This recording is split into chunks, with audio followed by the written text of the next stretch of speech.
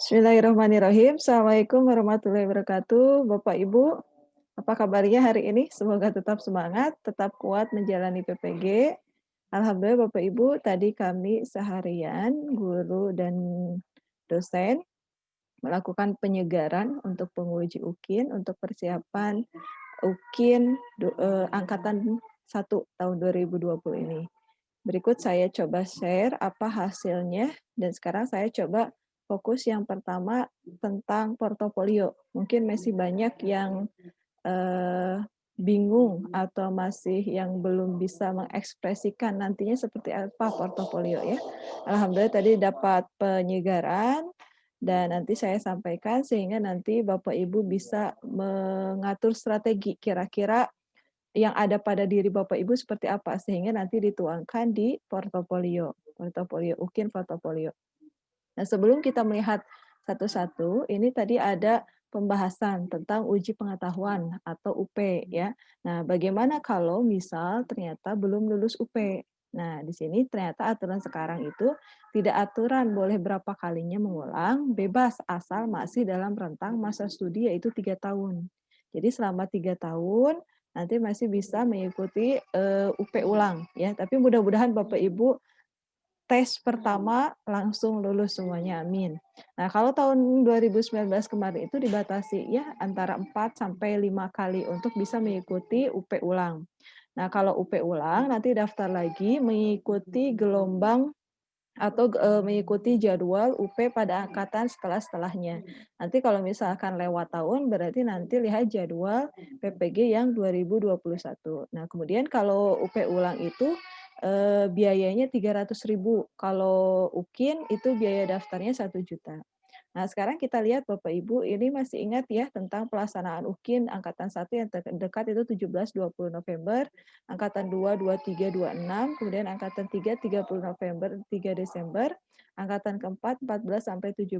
Seperti yang kemarin sudah dijelaskan bahwa nanti RPP atau perangkat pembelajaran yang dipakai untuk UKIN pembelajaran itu bisa memilih, bisa membuat yang baru atau mengambil KD, pengembangan KD yang kemarin kita sudah laksanakan di Lokakarya.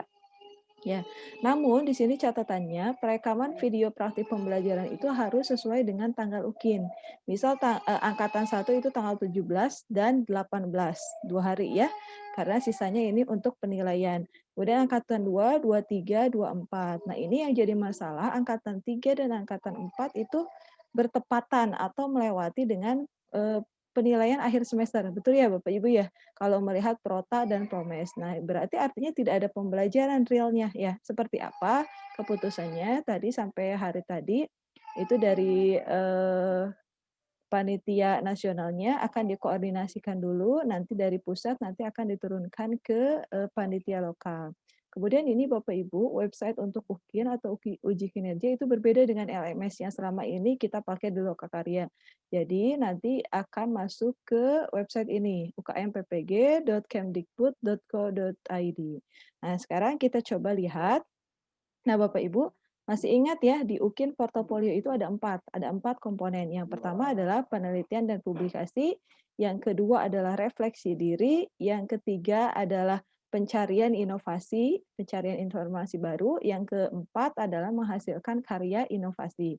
Nah, nanti Bapak Ibu ketika sudah masuk ke website tadi yang ukmppg.kemdikbud.go.id, nanti Bapak Ibu akan mendapatkan satu kotak kosong atau blank space seperti ini. Nah, nanti Bapak Ibu yang pertama adalah menarasikannya sesuai dengan komponen ini, penelitian dan publikasi, yang kedua refleksi diri, yang ketiga pencarian informasi baru, dan yang terakhir menghasilkan inovasi.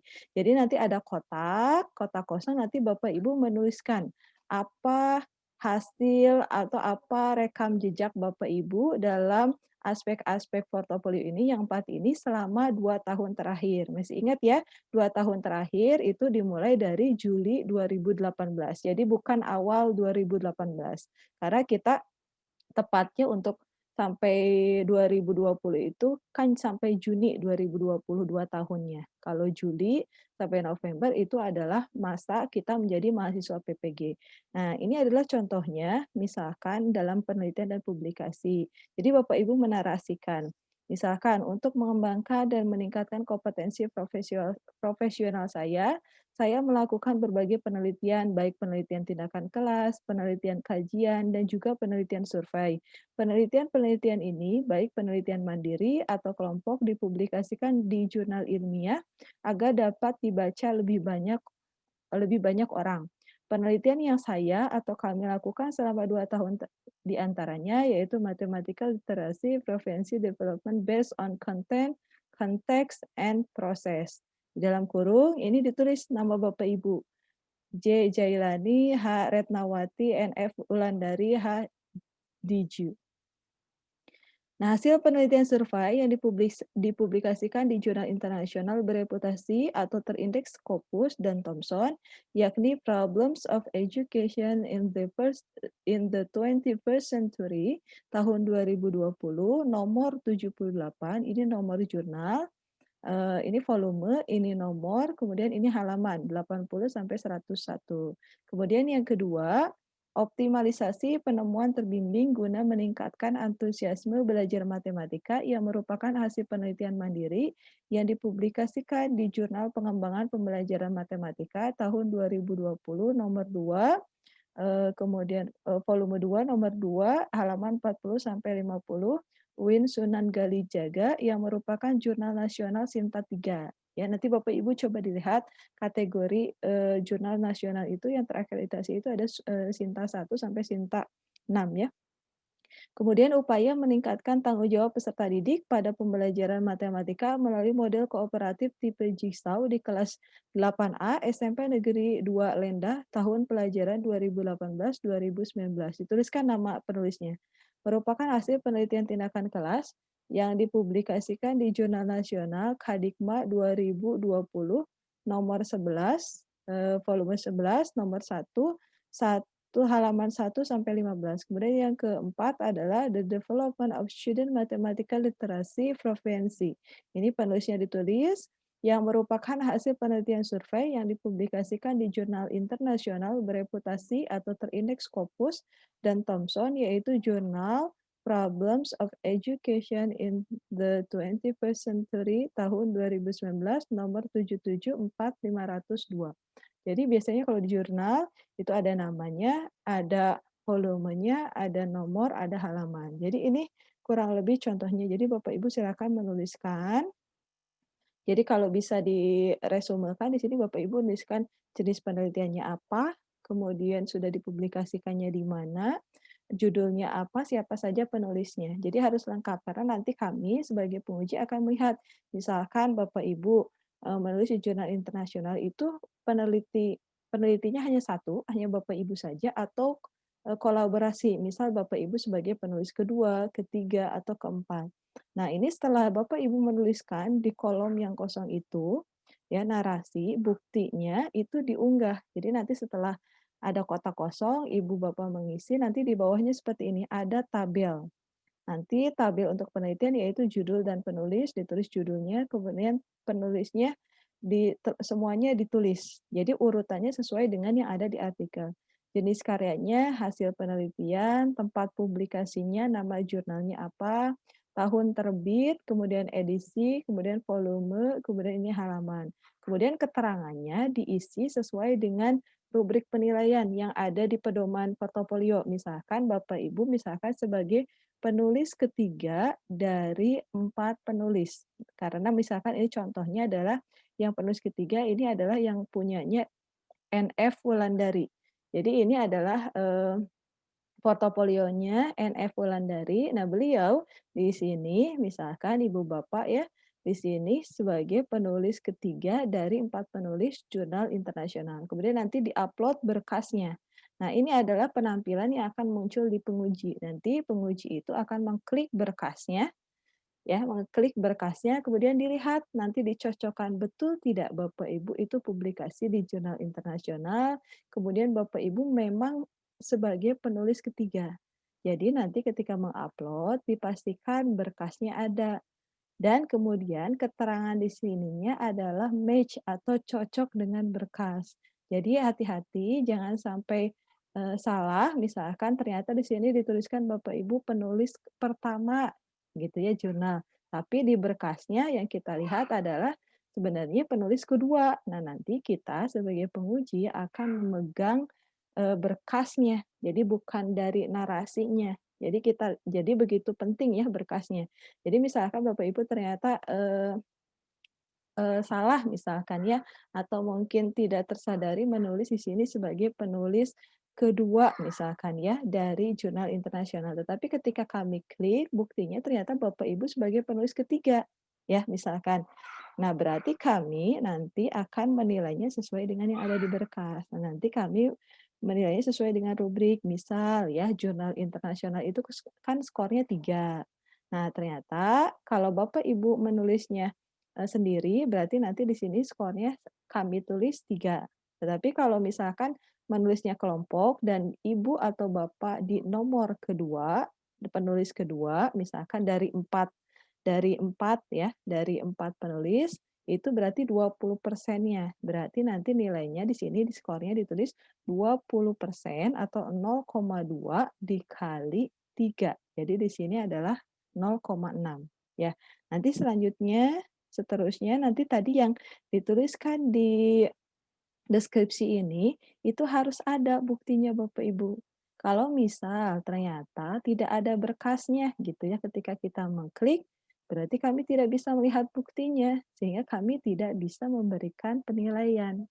Ya, seperti itu. Karena kalau dari deskripsi, kami harus menguatkannya dengan berkas. Jadi nanti ketika mengupload, betul-betul sebelum disubmit atau di-save, lihat lagi berkas yang Bapak Ibu lampirkan sudah betul dan dipastikan sudah terlampir di sistem, ya. Kemudian selanjutnya, ini adalah refleksi diri. Poin yang kedua, komponen yang kedua refleksi diri. Ini contohnya. Untuk meningkatkan kualitas selama mengabdi menjadi pendidik, upaya perbaikan diri selalu saya lakukan dengan mencermati permasalahan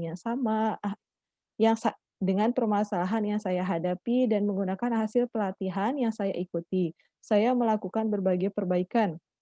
Ketika melakukan ulangan harian, saya melakukan analisis butir soal untuk mengetahui daya serap, indikator tiap KD, dan daya serap masing-masing siswa. Terlampir hasil analisis daya serap, baik di semester ganjil maupun semester genap. Hasil analisis daya serap ini digunakan untuk melaksanakan pembelajaran remedial bagi siswa-siswa yang belum mencapai KKM. Karena pembelajaran setiap hari sudah dilakukan mulai pukul 7 sampai 16.30. Maka pembelajaran remedial dilakukan melalui menyusun tutorial pembelajaran ulang di YouTube. Kata kuncinya Nidia Ferry Wulandari, ini nama pembuatnya ya, channelnya sebagai contohnya di link YouTube bla bla bla bla dan YouTube bla bla bla bla. Kemudian mencermati hasil PTK yang saya lakukan dan juga menggunakan pengalaman pelatihan, menuliskan soal hot, saya berusaha memperbaiki pembelajaran yang saya lakukan, khusus bertujuan untuk melatihkan keterampilan siswa untuk berpikir tingkat tinggi. Pembelajaran ini dilakukan dengan menggunakan pendekatan guided inquiry dan pembelajaran berbasis masalah yang sintaksnya memang melatihkan hot dan pada asesmennya menggunakan soal-soal untuk mengukur HOTS atau RPP terlampir.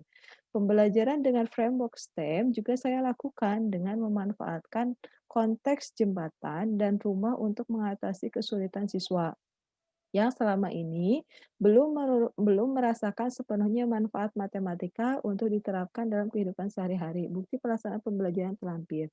Jadi di sini bisa dilihat Bapak Ibu ya, refleksi diri artinya berarti bagaimana Bapak Ibu kontribusi nyata untuk memperbaiki pembelajaran, kemudian untuk melakukan penelitian yang nanti hasilnya dipakai untuk perbaikan kualitas pembelajaran. Nah, tadi di sini kita bisa melihat ya, ada pembelajaran remedial. Berarti Bapak Ibu membuat berarti Ibu ini ya, Ibu Nidia Ferry Wulandari contohnya membuat video pembelajaran yang diupload di kanal YouTube-nya. Kemudian beliau melampirkan linknya. Kita lihat ya. buktinya seperti apa. Nah ini tabel yang diisi, contohnya misalkan kan tadi disebutkan ya, katanya beliau sudah melakukan analisis ulangan harian 3 dan 4. Permasalahannya adalah sebagian siswa masih belum mencapai KKM, sebagian indikator belum dikuasai siswa berdasarkan daya serap. Kemudian perbaikannya, melaksanakan pembelajaran remedial dengan tutorial pengerjaan soal diunggah di YouTube. Ini tahun berapa? Tahun 2019 semester 1. Keterangannya, setelah pembelajaran dilakukan tes ulang untuk memperbaiki capaian pembelajaran nanti, Bapak Ibu mengunggah. Apa yang diunggahnya? Yaitu nanti adalah link YouTube video yang Bapak Ibu buat. Nah, nanti kami dari penguji itu akan mengklik video itu dan kami melihat ya apakah betul sesuai dengan yang beri keterangan atau yang sesuai dengan dideskripsikan. Kemudian analisis ulangan harian 4 permasalahan sama, kemudian membuat video dan nanti berkasnya juga link YouTube. Kemudian perbaikan pembelajaran, misalkan permasalahannya sebagian siswa tidak bisa menyelesaikan soal hot gitu ya. Kemudian perbaikannya melaksanakan pembelajaran dengan metode guided inquiry dan problem based learning untuk melatihkan HOTS ini pelaksanaannya adalah tahun 2019 semester 1. Kemudian keterangannya selama pembelajaran, melatihkan HOT dan asesmen menggunakan soal HOT. Nah, ini yang dilampirkan adalah berkas RPP, ya karena kan membelajarkan. Ya, kemudian perbaikan pembelajaran, siswa kesulitan menggunakan matematika, kemudian perbaikannya melaksanakan pembelajaran dengan framework STEM. Kemudian tahunnya 2019 semester 2 keterangannya menggunakan konteks membangun jembatan dan rumah selama menggunakan framework STEM. Nah, nanti kalau Bapak Ibu cermati panduannya, ketika melakukan refleksi diri dalam bidang pembelajaran minimal 1 kali per semester, itu nanti nilainya 0,5. Ya, nanti coba dilihat lagi panduannya. Jadi di sini tadi dilihat ya, berkasnya yaitu adalah analisis butir soal, bisa dalam bentuk Excel atau hasil dari SPSS. Kemudian tadi perbaikan pembelajaran dengan menggunakan YouTube. Kemudian juga melampirkan RPP yang berbasis HOTS ya. Kemudian kita lihat aspek yang ketiga atau komponen ketiga, pencarian informasi baru. Seperti biasa, ada kotak kosong, nanti Bapak Ibu menuliskan sudah kegiatan apa saja yang dilakukan. Misalkan di sini, untuk menambah wawasan, berbagai kegiatan ilmiah saya lakukan. Workshop pelatihan penulisan soal HOT yang diselenggarakan oleh UAD, saya ikuti. Pengalaman ini mendorong saya untuk dapat mengembangkan soal HOT yang digunakan pada ulangan harian, ulangan semester maupun ujian akhir semester. Sebagian siswa saya sering merasa kesulitan mengaitkan konsep dalam matematika dengan ilmu lain. Ketika Samuel Kitep memberikan tawaran kepada saya untuk mengikuti STEM Camp, kesempatan ini tidak saya sia-siakan. Dari camp yang dilaksanakan selama 36 jam pelajaran ini, saya memperoleh banyak ilmu untuk mengintegrasikan berbagai mata pelajaran dan pernah menerapkannya di kelas. Ketika Menteri Pendidikan yang baru mencanangkan konsep Merdeka Belajar, saya berusaha memahami dan menambah wawasan terkait dengan hal ini dengan mengikuti webinar nasional tentang Merdeka Belajar dan kemampuan literasi numerik. Informasi-informasi yang baru dari berbagai kegiatan ini menambah wawasan saya untuk melaksanakan pendidikan dengan lebih baik. Dan Bapak Ibu bisa melihat di sini kegiatannya yaitu mengikuti pelatihan, ya, kemudian mengikuti STEM Camp, kemudian ikut webinar nasional. Nah, kita lihat buktinya. Nah, ini nanti Bapak Ibu memberikan atau mengunggah buktinya apa yang tadi disampaikan. Contohnya tadi kan mengikuti workshop pembuatan soal HOTS kegiatannya. Penyelenggaranya siapa? UAD Yogyakarta. Perannya Bapak Ibu sebagai apa? Peserta. Tempatnya di mana? Yogyakarta. Nah, tingkatnya apa? Apakah lokal, nasional, internasional, atau regional? Waktu pelaksanaannya kapan? Nah, nanti berkasnya. Ya, nah, nanti kan tadi disebutkan, katanya workshop-nya itu selama 36 jam. Nah, ini jadi dipastikan sertifikat yang diunggahnya nanti di halaman keduanya atau di balik sertifikatnya itu biasanya ada keterangan jumlah jam. ya. Jadi dipastikan ada. Nanti kalau Bapak Ibu hanya melampirkan sertifikat, tapi tidak ada keterangan jumlah jamnya, dan Bapak Ibu menyebut saya sudah 36 jam gitu ya. Nah itu kita tidak bisa melihat buktinya. Untuk diklat, sertifikat yang diakui itu kalau di panduan itu minimal 30 jam. Ya, kemudian STEM Camp, ini penyelenggaranya misalkan Samuel Kitab, perannya sebagai peserta, tempatnya di Jogja, tingkatnya nasional, ini pelaksanaannya, berapa lama? Nah, ini 36 jam. Berarti nanti di sini di berkasnya tadi saya coba lihat, klik, ternyata di halaman keduanya betul ada keterangan jumlah jam pelaksanaan. Nanti kita beri skor sesuai dengan rubrik ya, yang ada di panduan. Kemudian mengikuti webinar Merdeka Belajar untuk computational thinking dan gerakan pandai. Ini siapa penyelenggaranya, perannya sebagai apa Bapak Ibu, tempatnya di mana, tingkatnya apa, waktunya kapan, berkasnya adalah bukti sertifikat. Ya. Kemudian yang keempat, menghasilkan inovasi. Seperti biasa, ada kotak kosong atau blank space, nanti Bapak Ibu menulis, menarasikan, misalkan contohnya seperti ini. Selama melaksanakan pembelajaran, berbagai kegiatan yang menghasilkan karya inovasi saya lakukan. Karya-karya tersebut diantaranya menyusun LKPD, persamaan linear satu variabel, untuk melaksanakan pembelajaran yang mematikan HOTS, membuat modul persamaan linear satu variabel yang dapat digunakan siswa ketika belajar sendiri tanpa guru, dan berbagai video pembelajaran yang diunggah di YouTube sehingga dapat dimanfaatkan siswa di seluruh dunia pada materi himpunan, himpunan bagian, dan bilangan berpangkat. Penyelesaian soal-soal yang terkait untuk kemampuan literasi matematis juga saya hasilkan, dan saya unggah di YouTube dengan kata kunci Nida Ferry Wulandari Channel untuk memudahkan siswa dan guru mencermati dan memanfaatkannya. Nah, ini adalah contoh narasi dari menghasilkan inovasi. Kita lihat ya, di tabel menuliskannya seperti apa. Nah, ini nama produknya, modul persamaan linear satu variabel, bentuknya modul, deskripsi peruntukannya buat siapa, kelas 7, bulan dan tahun pembuatan, kalau bisa ini ditambah bulannya, misalkan November 2019. Nanti pemberi pengesahan, kalau ini dikeluarkan misalkan dipakai di sekolah, misalkan berarti bisa dilengkapi dengan surat pengesahan dari kepala sekolah. Atau Bapak Ibu memang betul itu real, sesuatu yang baru, kemudian didaftarkan ya di kementerian,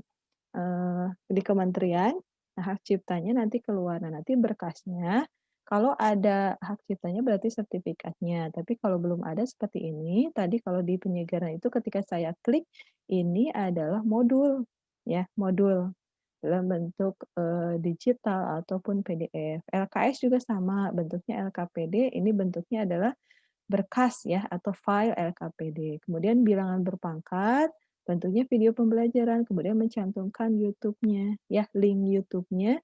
Kemudian ketika saya tadi mengklik berkas ini, betul ada video yang sedang mengajarkan tentang bilangan berpangkat kelas 7. Kemudian himpunan, materi himpunan. Ini video pembelajaran juga, berkasnya ketika diklik oleh saya juga itu sama, link video YouTube.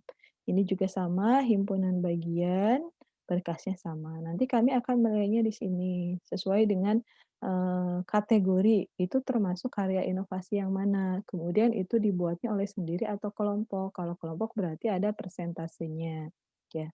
Nah, itu Bapak Ibu yang bisa saya bagikan 4 komponen itu mudah-mudahan semakin terbayang nanti ketika melakukan UKIN portofolio, nanti yang terdekat adalah angkatan 1, nanti pokoknya dari sekarang mencoba silakan membuat narasi-narasi di Word dan disiapkan buktinya, sehingga apa yang Bapak Ibu tuliskan di narasi sesuai dengan tabel dan berkas yang diunggah di ukmppg.kemdikbud.go.id. Nah, sebagai penutup, saya mengucapkan selamat berjuang Bapak Ibu, tetap ikhlas dan bersemangat menjalani PPG, tetap berpositif thinking. Meskipun banyak sekali pasti ya, tugasnya, waktunya, apalagi kalau lihat jadwal mepet sekali, dari PPL 2 langsung UKIN, UKIN ada 2, UKIN pembelajaran, UKIN portofolio, tidak ada jeda langsung ke UP, ya. Saya yakin Bapak Ibu sangat sangat capek, sangat lelah ya sama. Tetapi, semoga Bapak Ibu tetap ikhlas, tetap bersemangat, tetap berpositif thinking karena kalau kita merasa apa ya, merasa capek, kemudian kita menggerutu, kemudian kita mengeluh, nanti ke kitanya akan kebawahnya auranya negatif. Ya, jadi lebih baik kita tetap semangat, jalani sedikit-sedikit, jangan mencari kesempurnaan, yang penting selesai tepat waktu, sesuai dengan aturan, sesuai dengan kategori pemenuhan tugas-tugas yang ada di LMS. Kemudian jangan khawatir Bapak Ibu, banyak yang mendoakan Bapak Ibu dari keluarga, dari siswa-siswa Bapak Ibu, kemudian dari lingkungan sekolah, mungkin juga tetangga atau teman-teman yang tahu Bapak Ibu sedang PPG pasti akan mendoakan yang terbaik ya. Semoga Bapak Ibu semuanya lulus PPG 2020, tetap semangat. Amin ya. Saya akhiri. Assalamualaikum warahmatullahi wabarakatuh.